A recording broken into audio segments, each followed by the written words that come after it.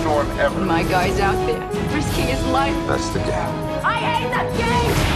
We have got to have it now! This is coming straight at us! This was a really massive undertaking. My role was to head up the techniques we're going to use to do the effects, to create the oceans. There was people that were wondering if it could be done at all. I knew it was easy to get around in Maya. The most powerful thing in the package is the fact that you have dynamics, modeling, animation, particles, rigid bodies, all these things integrated so that you can have them work together. You can have them affect each other, and that's not something you can do if it's all separate in different packages.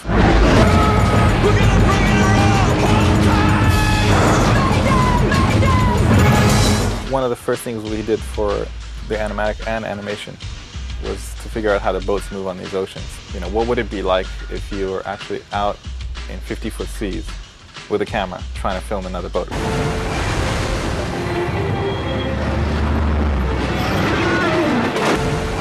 We wanted to kind of mimic that situation.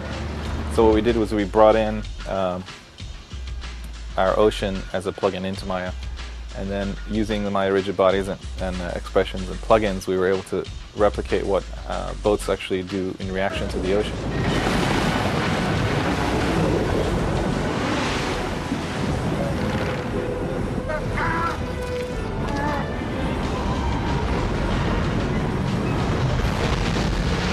We found out early on using these animatics that it's very likely people can get seasick in this project. So that was a good thing to preview these things. And so early on we knew we don't want to make the entire movie like this, or they would have to hand out 2 buckets to everybody, popcorn and an extra one,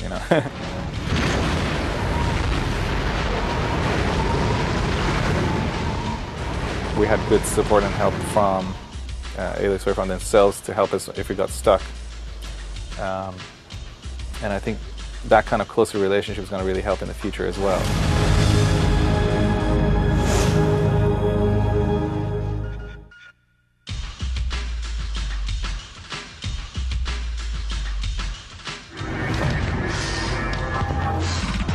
As a technical director at ILM in the commercial department, mainly I do a lot of compositing, a lot of rendering, a lot of particle dynamics. In Maya you can crank out a lot of different elements using one package. So even if it might not be the final element, even if it's only for the animatic stage, you can use Maya to render out quick animatics. You can use Maya's hardware renderer to render out rough particle simulations. So you can do a lot of initial imagery outside of Maya, regardless of what the final output will be.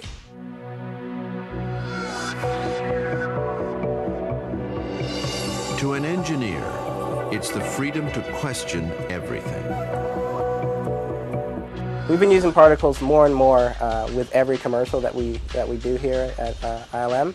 And one of my personal favorite was the Gatorade Raptor campaign. And the big challenge in that was to create a sweat coming off of a Velociraptor. In the commercial, you had Vince Carter, who plays in the NBA for the Toronto Raptors, playing basketball against a Velociraptor. And to make the Velociraptor fit into the scene, he had to have the same level of moisture and detail that Vince Carter had. So we used Maya with several different tests, a little bit of scripting, but a lot of it was straight out of the box to make the sweat drip off the Raptor, to make it fly off the Raptor, and to really make the Raptor fit in. Mel scripting is actually an element of Maya that I really enjoy, only because it allows me to let the software work for me. Daddy? My sweetie? Can the monsters get me? Not a chance. In the ADT spot, we actually used Mel scripting to come up with a particular UI to achieve the effect that we needed. Sleep tight. Get the power of ADT. In this commercial, we wanted to have a series of numbers enveloping a building. And by creating a simple UI, we were able to create rows and rows of simple particles that were using simple collision objects and adjusting the friction rates, that we could really get those particles to stick to the building. With every version of the software, something seems to get improved. And it's really interesting for me when a new version comes out. As soon as I get it on my computer, I want to just get going and seeing what's new and what's changed and what's better.